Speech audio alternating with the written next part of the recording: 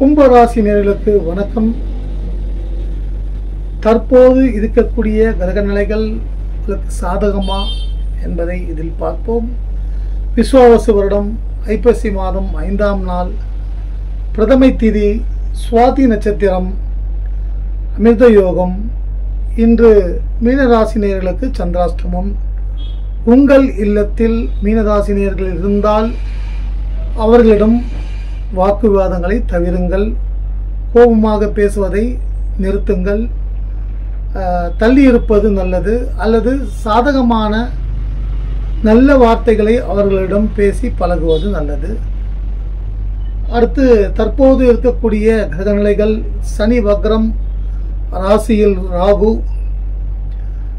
6இல் குரு பகவான் அதிசார குருவாக 6ஆம் இடத்தில் மிதுன ராசியிலிருந்து சஞ்சாரம் செய்து கடகராசிக்கு இடம்பெயர்ந்து உள்ளார். குரு உச்சம் பெற்று உள்ளார்.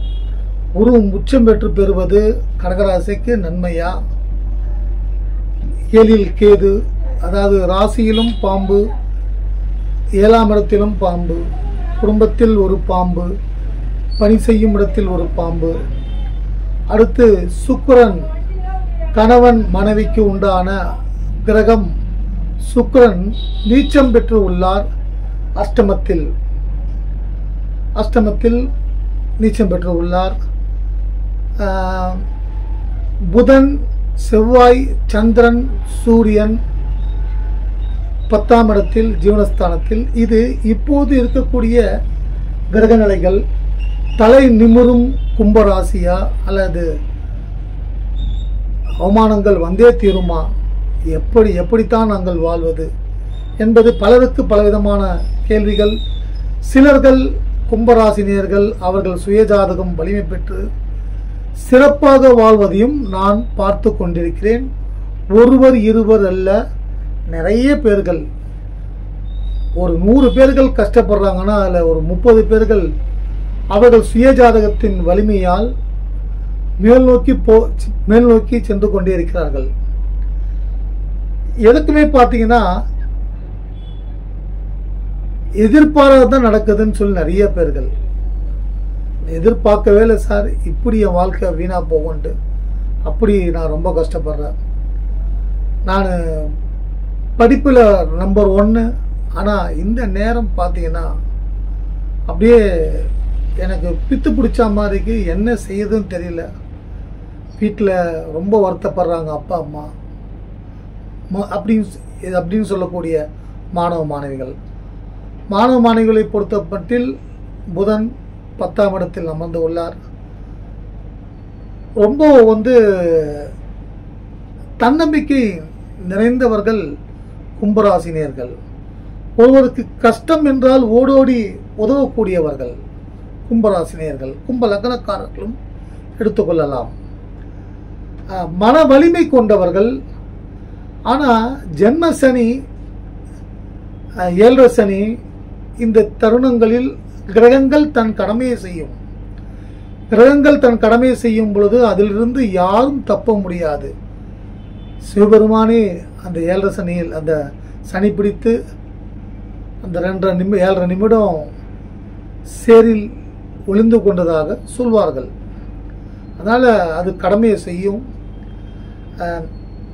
அப்படியே ஓடிண்டே இருங்க, நல்லதே நடக்கும். நிறைய பேர்களுக்கு பார்த்தீங்கன்னா நல்லவன் கஷ்டப்படுறான், கெட்டவன் ஜெயிச்சிட்றான். என்ன சார் நியாயம்?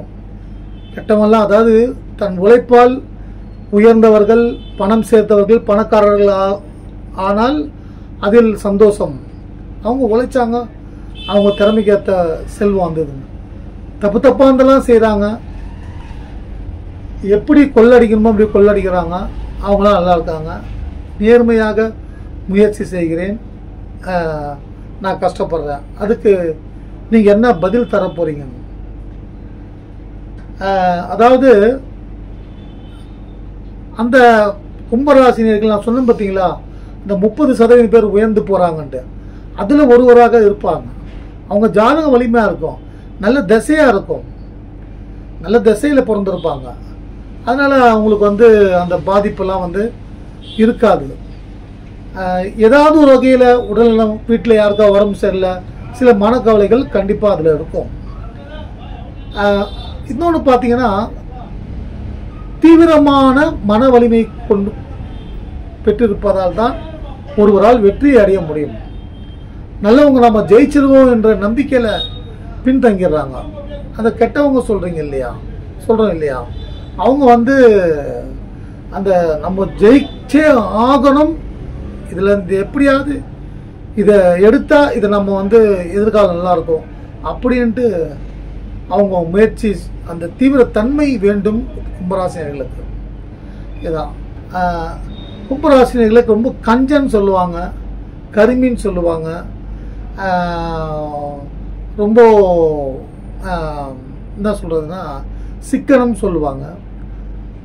அது எல்லா ராசியிலும் உண்டு. அப்படி தனிப்பட்ட முறையில் முத்திரை குத்துவது தவறு. அது ஒவ்வொருவருடைய சுய, அதாவது 12 லக்னங்கள் உண்டு எல்லா ராசிக்காரர்களுக்கும். கும்பராசிக்கும் 12 லக்னங்கள் உண்டு. அந்த லக்னத்தின் அடிப்படையில் தான் ஒவ்வொருவருக்கும் ஒவ்வொரு குணங்கள் இருக்கும். இப்போ இருக்கக்கூடிய குரு தனஸ்தானத்தை பார்க்கிறார், வெற்றி உண்டாகும். 12ஆம் இடத்தை பார்க்கிறார், அயன சயன போகம். எல்லா நன்மைகளும் உண்டாகக்கூடிய நேரம். உங்கள் ராசிக்கு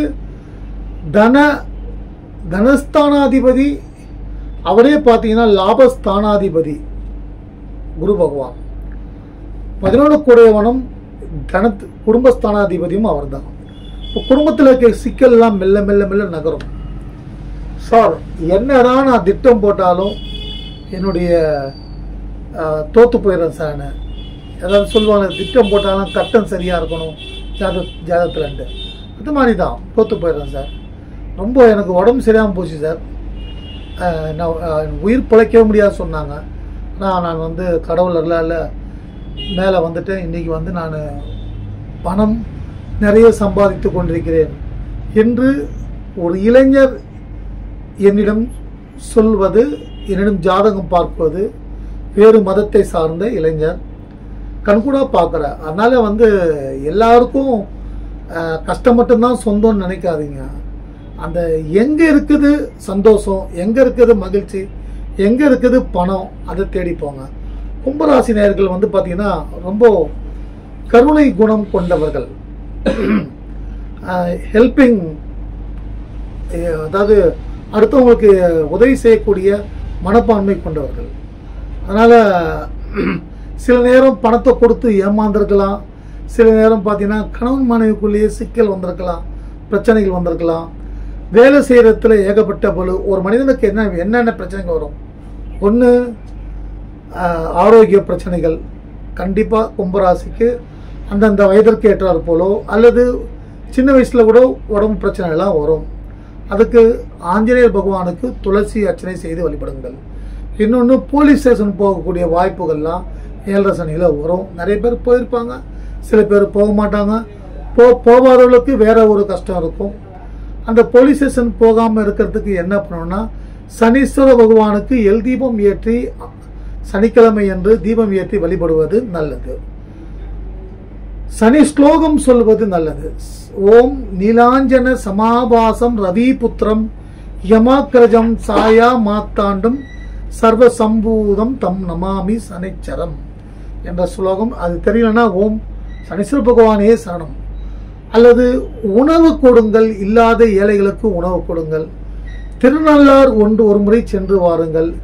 திருநள்ளார் என்னால் போக முடியலன்னா உங்கள் இல்லத்தின் அருகாமையில் இருக்கக்கூடிய சனீஸ்வர பகவான் கோயிலுக்கு, 7 நவகிரகத்தில் இருக்கக்கூடிய சனீஸ்வர பகவானுக்கு கருப்பு வஸ்திரம் சாத்தி கருப்பு எல்லால் அவருக்கு தீபம் ஏற்றி அர்ச்சனை செய்து வழிபடுங்கள்.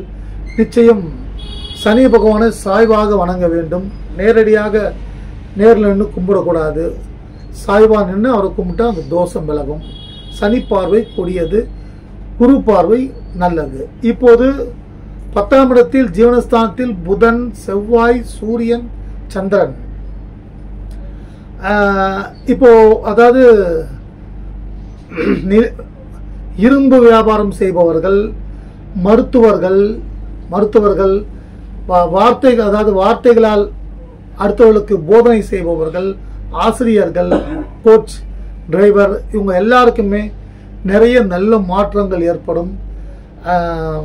கும்பராசினியர்கள் இப்பொழுது இந்த வார கிரக நிலைகள் சுக்கிரன் நீச்சம். மனைவி கிட்ட சண்டை போடாதீங்க, பிரச்சனை வந்துடும். கணவர்கிட்ட சண்டை போடாதீங்க, பிரச்சனை வந்துடும். வேலை செய்கிற சுக்கிரன் ஒரு தொழில், வியாபாரம், வருமானம், பிரம்மாண்டம், பிரமிப்பு, நிறைய லக்ஸரி ஐட்டம்ஸ், ஆடம்பர பொருட்கள் இதெல்லாம் தரக்கூடியவர். வேலை செய்யும் இடத்தில் தேவையற்ற விவாதங்களை தவிர்ப்பது நல்லது. கும்பராசி உங்கள் முயற்சிகளுக்கு வெற்றி கொடுக்கும். குரு பகவானை வழிபடுங்கள், நிறைய நல்ல மாற்றங்கள் ஏற்படும். கும்பராசினியர்கள் வாழ்க்கையில் எல்லா சந்தோஷமும் எல்லா மகிழ்ச்சியும் உண்டாகட்டும்.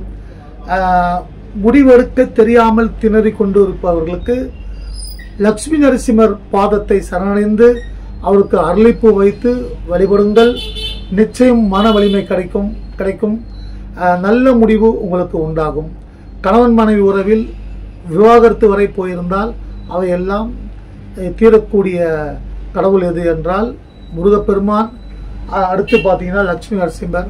இந்த தெய்வங்களை வழிபடுவதன் மூலமாக அது போன்ற பிரச்சனைகள் விலகும். நிலம், வீடு, வழக்குகள் இருந்தால் வராக பெருமாளுக்கு அர்ச்சனை செய்து வழிபடுங்கள். காஞ்சிபுரத்தில் இருக்கக்கூடிய வழக்கத்தீஸ்வரர் பெருமாளுக்கு அபிஷேகம் நடக்கும் நேரத்தில் சென்று அதில் கலந்து கொண்டு ஒரு பால் கவர் வாங்கி கொடுத்து அந்த அபிஷேகத்தில் கலந்து கொள்ளுங்க. வெளியே வந்து இல்லாத ஏழைகளுக்கு அன்னதானம் செய்யுங்கள். வாழ்க்கையில் எல்லா மாற்றங்களும் உண்டாகும். கும்பராசி ஜெயிக்கக்கூடிய ராசி. நன்றி, வணக்கம். வெற்றி பெற வாழ்த்துக்கள்.